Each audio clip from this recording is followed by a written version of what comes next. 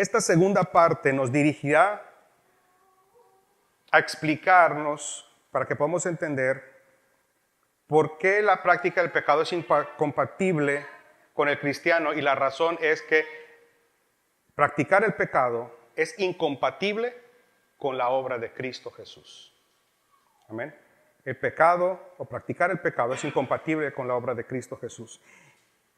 Y me voy a basar en dos preguntas básicamente que quiero hacer para darle base a este argumento. La primera es, ¿puede una persona ser hijo de Dios y continuar en la misma relación que tenía con el pecado antes de ser salvo? Esa va a ser la primera pregunta. Y la número dos es, ¿qué es lo que puede cambiar a alguien de una manera tan poderosa? ¿Qué es lo que hace que personas mentirosas, adúlteros, fornicarios, homosexuales, asesinos sean dramáticamente cambiados? Ahora, Juan inicia describiendo, o mejor, definiendo lo que es el ministerio de Cristo Jesús en la tierra. Y él dice, Él apareció, versículo 5, y sabéis que Él apareció para quitar nuestros pecados. Ahora, eso fue justamente lo que el ángel le dijo a José en Mateo capítulo 1, 21. El ángel le dice a José, y dará María a luz un hijo y le pondrás por nombre Jesús, porque él salvará a su pueblo de sus pecados. Eso fue también lo que dijo Juan el Bautista de Jesús en Juan 1:29. He aquí el Cordero de Dios que quita el pecado del mundo. Tito capítulo 2, verso 14 dice, se dio a sí mismo por nosotros para redimirnos de toda iniquidad y purificar para sí un pueblo para posesión suya. Y primera de Pedro 2:24 dice, Él mismo llevó nuestros pecados en su cuerpo sobre la cruz, a fin de que muramos al pecado y vivamos a la justicia, porque por sus heridas fuisteis sanados. La razón por la que el Padre envió a Cristo Jesús, la razón por la que Cristo se hizo hombre, fue para quitar nuestros pecados.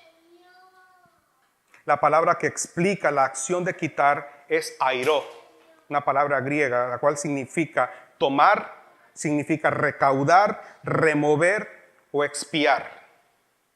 La palabra expiar, cual estuvimos definiendo en nuestro estudio, significa sufrir castigo por una falta cometida, purificar una cosa profanada o tomar el lugar de otro.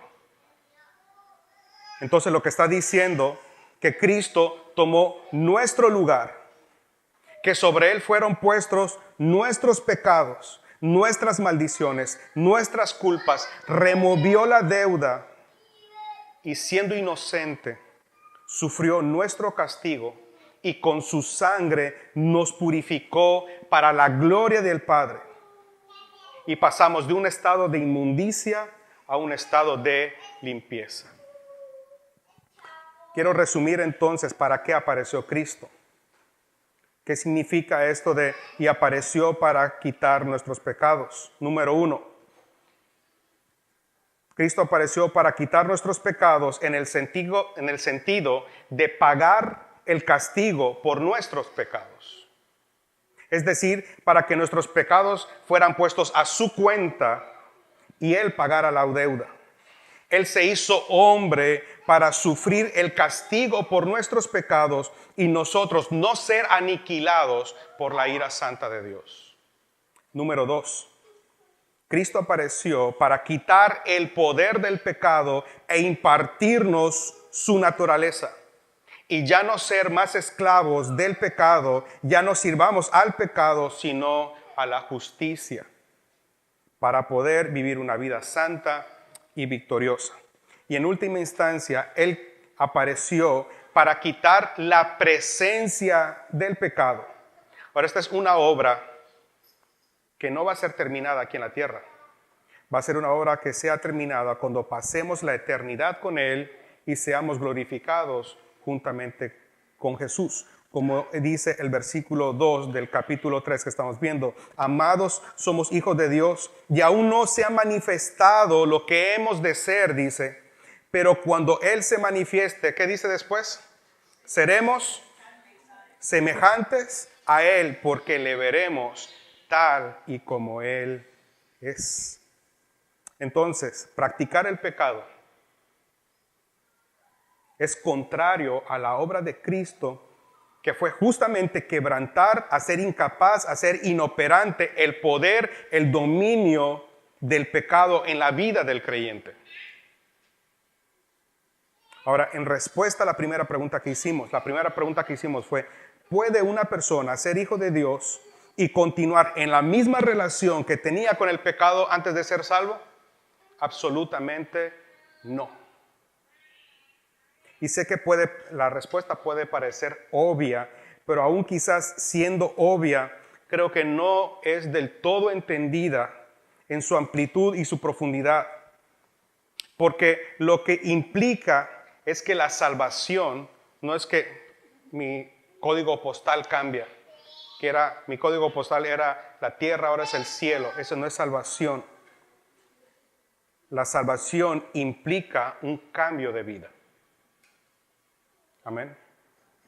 Tú te puedes llamar salvo o creer que eres salvo, pero si no hay un cambio significativo en tu manera de pensar, en tu manera de decidir, en tu conducta, en tus intenciones, en tus motivaciones, es porque no eres salvo y sigues bajo el dominio y el control del pecado. Un creyente, entonces, no puede continuar en la misma relación con el pecado. No puede ser libre y a la vez esclavo del pecado. ¿Ya?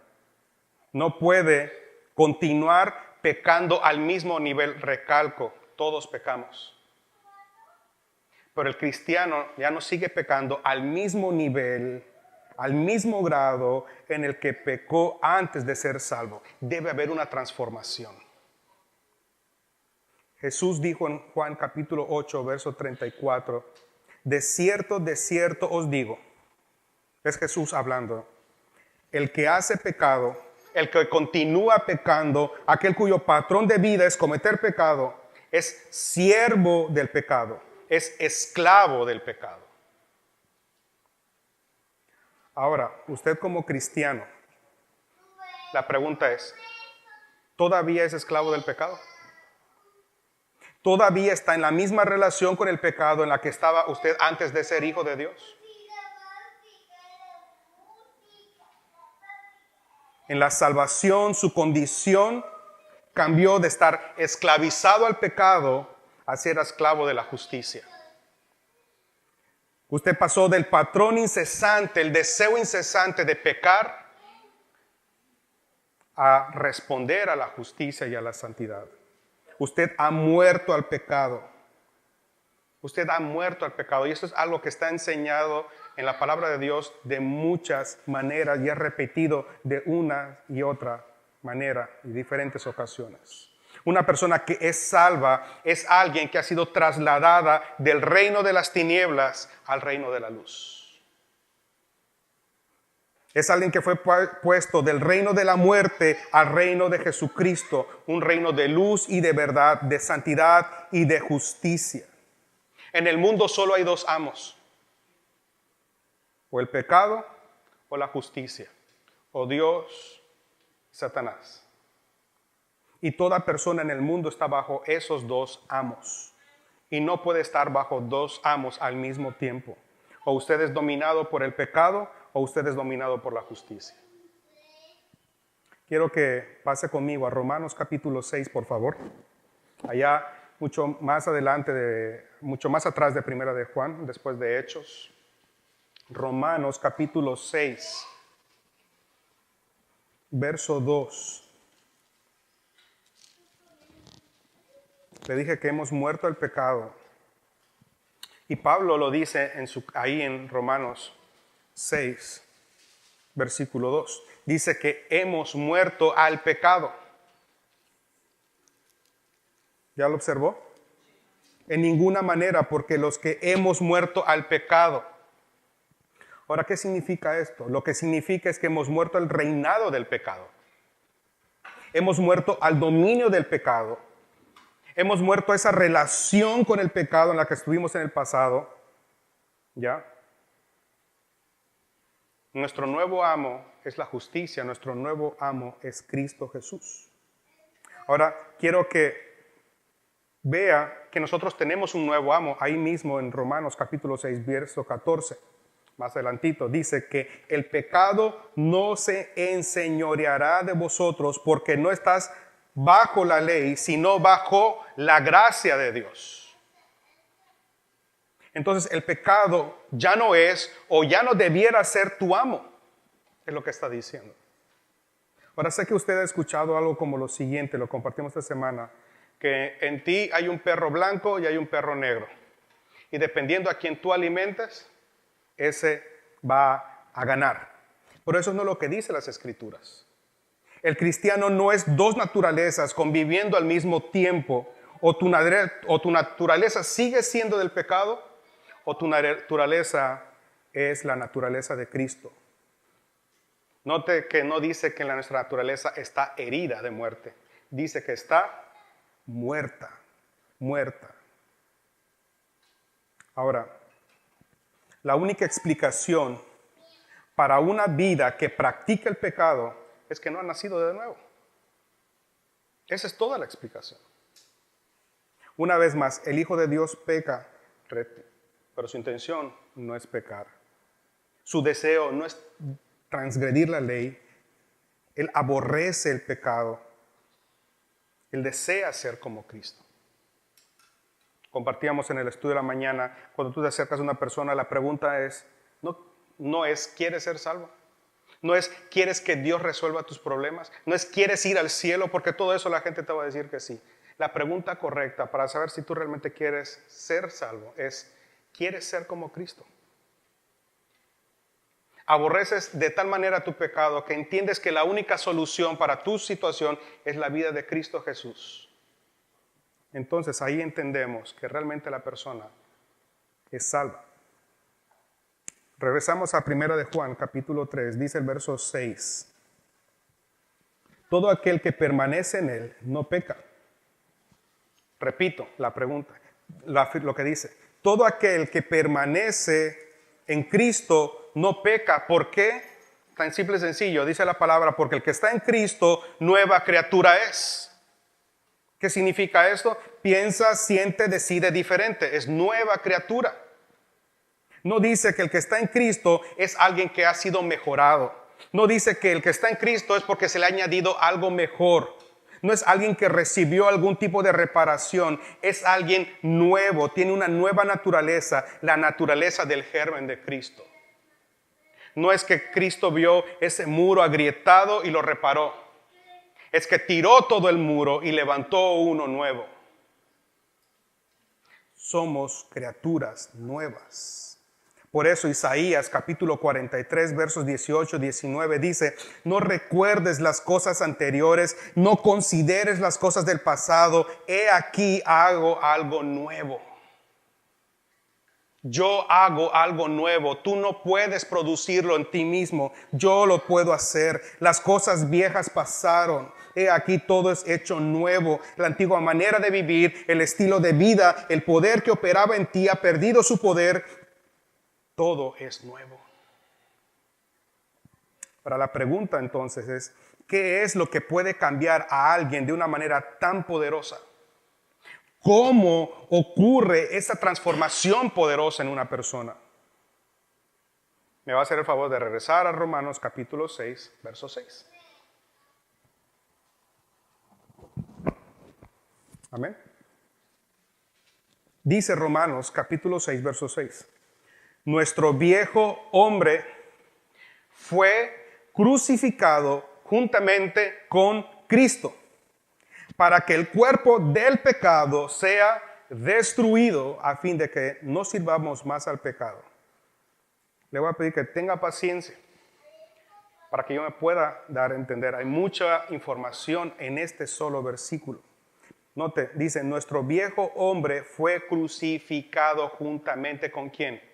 Con Cristo, Ahora quiero definirle, desmenuzarle esta palabra viejo. La palabra viejo en español solo puede venir de dos palabras en griego. Una es arcaios, que es de donde viene la palabra arcaico, y la otra palabra es palaios. Arcaico significa viejo en punto de tiempo. Palaios significa antiguo o viejo en punto de uso. ¿Ya? Y la palabra que es usada aquí no es arcaios, no es arcaico, es palaios. Entonces está diciendo que es antiguo o viejo en el sentido de que está gastado, es inservible, es apropiado para ser descartado o ser tirado. Como un tenis que ya no sirve.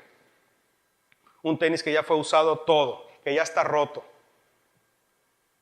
Que solamente sirve para ser desechado, es inapropiado. ¿Ya? Es el hombre apropiado únicamente lleno de desechos. Está diciendo que son las personas, son las personas que éramos antes de la salvación. Antes de ser como Cristo, hijos de Dios, o de la salvación, estábamos condenados, depravados, no regenerados, inservibles. Dice la palabra de Dios que nuestras obras eran como trapos de inmundicia. Son trapos de inmundicia, inservibles. Ahora, para que usted me pueda entender, ¿qué es el viejo hombre? El viejo hombre es la naturaleza no regenerada. Aquel que no ha nacido de nuevo, ese es el viejo hombre. Ahora dice, para que el cuerpo del pecado sea destruido. ¿Qué es esto? Como hijos de Dios, enfrentamos el hecho de que mientras estamos en este cuerpo, tenemos un problema con el pecado. Como dice Pablo, el bien que quiero hacer muchas veces no lo hago. Y el mal que no quiero hacer, ese es justamente lo que hago. Este es el conflicto del cristiano. Ahora, cuando dice el cuerpo de pecado es porque está diciendo, nos está enseñando que nuestro cuerpo está conectado con el pecado. Es nuestra naturaleza bajo el dominio y el control del pecado. La semana pasada dijimos, el pecado no es una acción, es algo que yo concibo en mi mente, en mi corazón, y mi cuerpo únicamente responde a ese deseo. ¿Ya? Entonces, usted lo que tiene es al viejo hombre controlando su cuerpo. Estamos hablando de un control antiguo, pero que en Cristo Jesús, al ser crucificado, ya no tiene poder para operar. ¿Ya? Entonces, debido a nuestra muerte en Cristo Jesús, el cuerpo del creyente ya no es posesión del pecado, ya no está controlado y condicionado y dominado únicamente por el pecado, ahora es controlado por Cristo Jesús. Cuando usted se convierte en cristiano, de acuerdo al versículo 6 del capítulo 6, esa tiranía del pecado sobre su cuerpo es quebrantada. Hay un nuevo controlador. Para que lo pueda entender, vaya al versículo 16, ahí mismo en Romanos. Para que lo pueda entender. ¿Ya está en versículo 16? Dice, ¿no sabéis que si os sometéis a alguien como esclavo para obedecerle, sois esclavos de aquel a quien obedecéis? Sea del pecado para muerte o sea de la obediencia para justicia. Amén. Ahora, lo que está diciendo es que Cristo no solo murió para pagar nuestros pecados, sino para anular el poder del pecado sobre nosotros. Porque piense, podemos ser perdonados de nuestros pecados, pero si el pecado nos sigue dominando, la obra no estaría completa. Seguiríamos bajo el dominio del pecado. Y ahora la pregunta es, ¿quién se puede quitar solito el control del pecado sobre su vida? Nadie. Ahora, ¿cómo ocurre este cambio? Cuando somos unidos a Cristo en su muerte, el cuerpo del pecado perdió poder sobre nosotros. Ahora tenemos parte en la naturaleza y vida santa de Cristo Jesús, porque ni el pecado ni el enemigo tienen parte ni suerte con la naturaleza de Cristo. Y Él al morir y nosotros ser crucificados con Cristo, Él nos resucita, nos da una nueva vida y ahora podemos vivir para la santidad y justicia. Y Pablo lo ejemplifica ahí mismo en Romanos, en capítulo 8 también, a través del bautizo. Dice que fuimos bautizados, unidos con Cristo en el bautizo.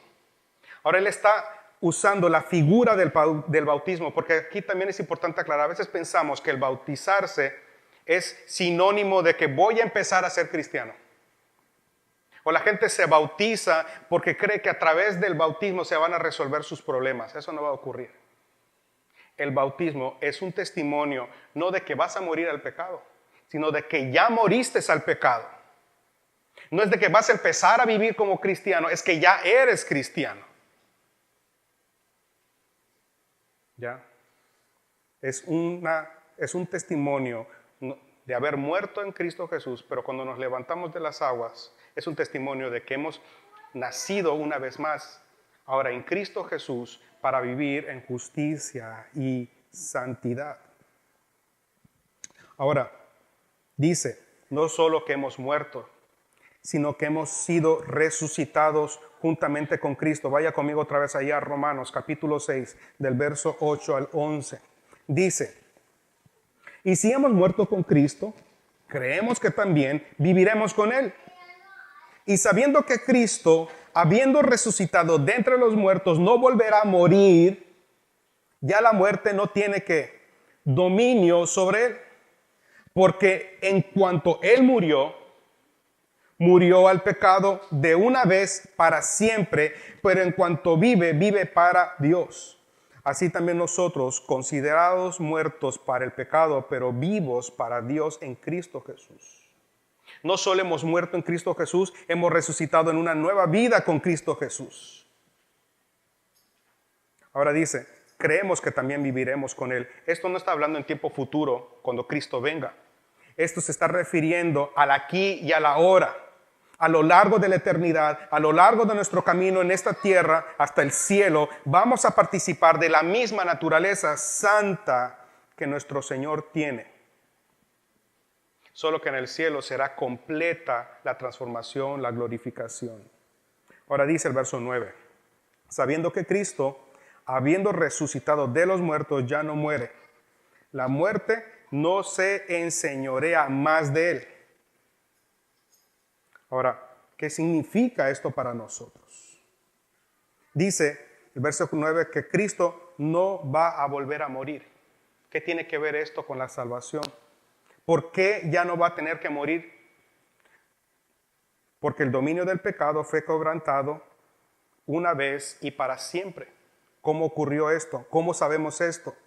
¿Cómo sabemos que Cristo realmente rompió el poder del pecado la primera vez y para siempre? Porque Dios lo resucitó entre los muertos. Y cuando Él salió de la tumba, Él mostró que había quebrantado el dominio del pecado debido a que el poder del pecado, el aguijón del pecado, el ejecutor del pecado es la muerte. Decía la ley, la paga del pecado es muerte. Entonces, cuando Él muere y resucita, lo que está mostrando es que Él había conquistado el pecado y la muerte ya no tiene dominio sobre Él, y los que son muertos juntamente con Cristo y resucitados juntamente con Cristo tienen esa misma naturaleza. El pecado y la muerte no tienen dominio sobre Él. Fue una victoria decisiva, completa y final. Vea lo que dice el versículo 10. Porque en cuanto murió al pecado, murió una vez y para siempre, más en cuanto vive, para Dios vive. En primer lugar, Él murió una vez y para siempre, lo cual es una victoria que no necesita repetición. Cristo no necesita volver a morir por tus pecados y mis pecados. Fue una vez y para siempre, y ya no muere. ¿Por qué? Porque la muerte ya no tiene poder sobre Él. Él ha quebrantado ese poder. ¿Ya? Entonces, cuando Cristo murió y resucitó, el pecado perdió capacidad de controlar a los que son hijos de Dios. Cuando morimos en Cristo, nuestra paga también fue pagada. Y esta es la razón por la que la ley y el pecado ya no tienen poder sobre nosotros. Esa es la razón por la que usted no tiene que ir al infierno. Porque ir al infierno significa pagar por sus pecados. Aquí en el mundo, en la tierra, solo hay dos maneras de pagar por sus pecados. Usted peca y paga sus pecados eternamente en el infierno, o usted peca y en Cristo Jesús usted recibe perdón de pecados y son pagados sus pecados en la cruz del Calvario. Quiero explicar esto un poco mejor. Digamos que yo cometo un crimen y según la ley, la paga de ese crimen, la transgresión de esa ley es la pena de muerte, ¿ok? Entonces, la pregunta es, ¿cuántas veces puede la ley quitarme la vida? ¿Cuántas veces puedo morir? Una vez, ¿ok? Entonces me llevan, soy fusilado, muero, pero de repente milagrosamente resucito. Y la pregunta es, ¿puede la ley matarme otra vez por el crimen anterior? No, ya el delito está pagado, no tengo que pagar otra vez. No estoy sujeto otra vez a esa ley. Es lo mismo que ocurrió. Mi deuda ha sido pagada. La ley no me puede ejecutar otra vez. Morí con Cristo una vez y para siempre al pecado. Esa es la explicación de nuestra transformación. Esa es la razón por la que el verdadero Hijo de Dios es incompatible con el pecado, dada la obra de Cristo en Él mismo.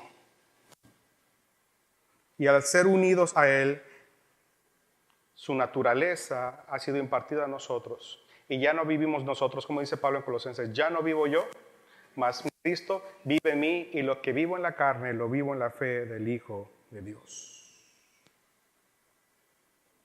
De regreso a 1 Juan capítulo 3, verso 6. Todo aquel que peca no le ha visto ni le ha conocido, dice. Todo aquel que pasa por encima de su conciencia. Todo aquel que peca sin remordimiento, sin pesar, sin aborrecer su pecado, sin una actitud pronta a confesarlo y a darle espalda al pecado, es porque no es salvo, no tiene una relación o comunión real y significativa con Dios. Es lo que está diciendo. Y luego dice, hijitos míos, nadie os engañe.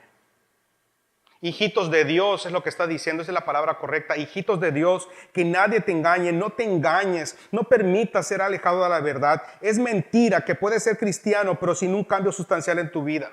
Es mentira que puedes ser salvo y pecar lo que quieras, pues tu salvación es segura. Es mentira que puedes ser salvo y no necesariamente tienes que tener frutos. Es mentira que lo que necesitas es mejorar. Es mentira que necesitas añadir a Cristo a tu vida. Como es mentira que debes esforzarte en alimentar al perro blanco para que gane sobre el negro. Dice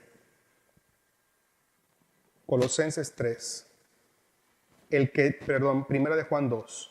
El que dice, yo he llegado a conocerle y no guarda sus mandamientos, es mentiroso y la verdad no está en él.